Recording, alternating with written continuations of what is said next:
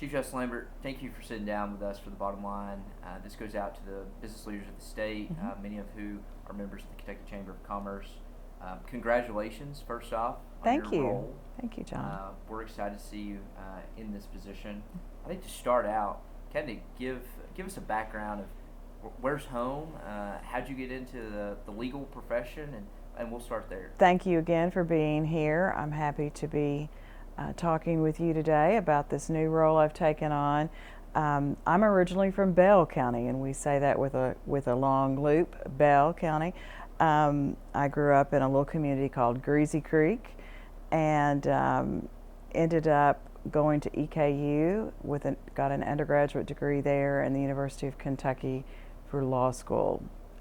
Started a private practice, then became a family court judge, and then practiced law again, and went on to the Court of Appeals, and now I'm here. Yeah. Talk about how those prior positions prepared you to become Supreme Court Justice here at the state. Well, I hope they prepared me. I think that I've always been a people person and very interested in rules of law and following the rules.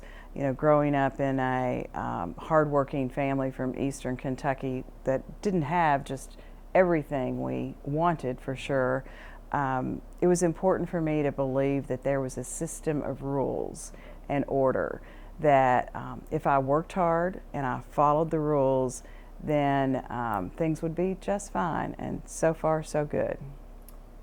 Is there somebody that you kind of looked up to growing up that kind of like inspired you to, go above and beyond to serve in these roles?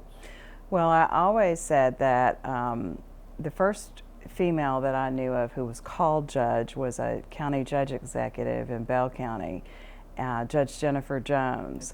Okay. And she was a strong leader, of course, in an administrative role as county judge executive in Bell County, but not a judicial role as such. But she has always been a person that I looked up to, for sure. But as you might imagine, there are a lot of strong women in Appalachia, and a lot of strong leaders, and all of those were influential. When I went to law school, I graduated law school in 1989 from the University of Kentucky, and in 1987, Judge Judy West of Northern Kentucky was appointed to the Court of Appeals. So from my very foundation of law studies, I knew that women could do this work and do it well. As you begin your term as Chief Justice, what are some priorities you're going to have starting out for this term? Well, we are sitting here in my office on the second floor of the Capitol, and as you probably know, the Capitol is about to have a renovation. So one of the first things I'm going to have to do after moving in here is organize the move out of here for about a 5-year hiatus, I'm told. But we are all very glad. We all love this building, but we're all very glad that the building is going to get a much needed renovation. So there's that to handle administratively. And then we also have courthouses that are underway, 16 I believe, in various stages, and a Court of Appeals building that will be built over on the administrative office of the court's land at the other exit here in Frankfort. So lots of construction work going on, I suppose. How do you see the judicial branch working with the executive branch and the legislative branch? Well, primarily we don't actually work with them on, certainly on cases as such, but as the Chief Justice, I will be preparing a budget to present to the legislature. The court system has called together and convened all the branches and stakeholders in the state to work together on the Judicial Mental Health Commission. So in that sense, we work together.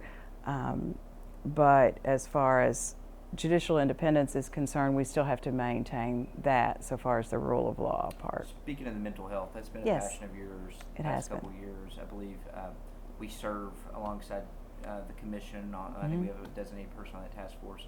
Talk about your goal on expanding that in this new role. Is that something you plan to do? Yes, we're going to continue to build the commission, and I'm stepping aside as chair. Justice Robert Conley will be taking over as chair, but I will still be attending meetings and working on the commission in that sense. But the states have been working together, if you will, through the Conference for Chief Justices and other national organizations to encourage states, the judicial programs in each state, to convene stakeholders. You know, judges have the power to bring people to the table, if you will.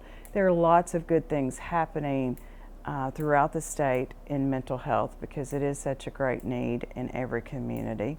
But oftentimes those organizations don't work together. Right. So the commission works to break down silos, spread good ideas, find the gaps where they are in care. Yeah. So kind of like a convener. It get is. Everybody in the right room and get meaningful, policy. Yes, very much so. What do you see as the biggest challenge facing the judicial branch as a whole? Well, mental health certainly is an issue. Limited funds. We do have drug courts now in every county, and that's been an important goal. But I want to give a shout out to all the judges who volunteer their time and do the extra work for those specialty programs. We also have veterans treatment courts that are building and mental health courts that are building as pilot projects. So yes, judges get paid a salary, but they are not required by their judicial duties to perform this extra work. Right. But what happens is that when you're serving on the bench and you see the same type of problem coming in over and over, you look for solutions. And our judges have looked for solutions, and our administrative office of the courts offers assistance and expertise to help them get those programs started. So you were an early pioneer, if you will, for the drug court, right? You were one of the first to kind of be a strong advocate for that, I believe.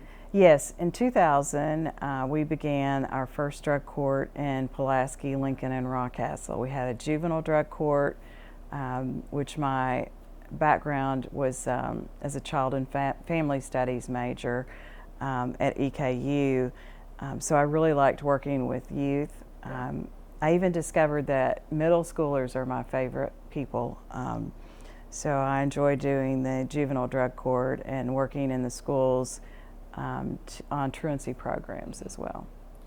Talk to folks about administrative office of the courts. Us in Frankfort, we kind of get the lingo, but kind of explain what the purview of that group in Frankfort is. Well, perhaps the best way to explain it is to let you know that not every court, or not every state has a unified court system. And I'm sure you've discovered that in your travels about the country. There are many states that don't have the organization, if you will, and the design that Kentucky has. But the folks here in Frankfort at what we call AOC, Administrative Office of the Courts, do provide support services for all the judicial work that goes on in the state. We have, I think, 293 judges, 120 circuit clerks, and about 3,500 employees. So it is a big job that I'm just now learning. So you have a full caseload, I think you said earlier. Yes, no reduced hours. No reduced hours. You have to, you have you're the leader of the chief justices or the state justices, and then you also have to be kind of like the state liaison for all the courts in the state. Yes. That way. We live in such a partisan world, and Kentucky judges is where are elected nonpartisan. I think we're one of the few states that still do this. Do you ever foresee that changing? Not anytime soon. What are your thoughts? Well, it's not up to me whether it's changed or not, but I very much appreciate the system as it is.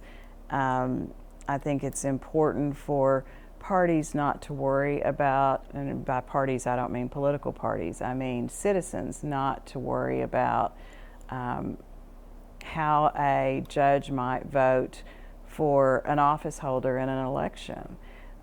So I very much like the nonpartisan designation for judges. The first female Chief Justice of the Kentucky State Supreme Court. Talk about what that means to you. Well, it is a nice note in history, but for me and my personal family, my husband was surprised to learn that. It wasn't really part of the discussion that we had at the kitchen table, if you will, about what this would entail. So when the news came out that I was the first Chief Justice who was female, he was like, "What? I had no idea." So it's just a natural part of showing up to work every day, and fortunately my colleagues chose me. I hope I do them proud, but I don't think they took my gender into consideration. Right. Definitely qualified, given the several prior stops you had before making it here to Frankfort. Is this a national trend you think we're seeing, like more women going into law, and you're kind of you're a leader in this space, and how does that feel? It feels good when I have a moment to reflect on it, but actually what I do, and I suspect all the women do in this profession, is we get up, we start the day, and we show up for work, and we do our work as best we can. Sometimes we do need moments like this to pause and think, okay, this is kind of special, and so I do appreciate the specialness of it. Absolutely, and we thank you for sitting down and taking a couple minutes. We know you're busy. Again, we appreciate it. It's such a historical moment, and we look forward to your success in this role. Thank you, John.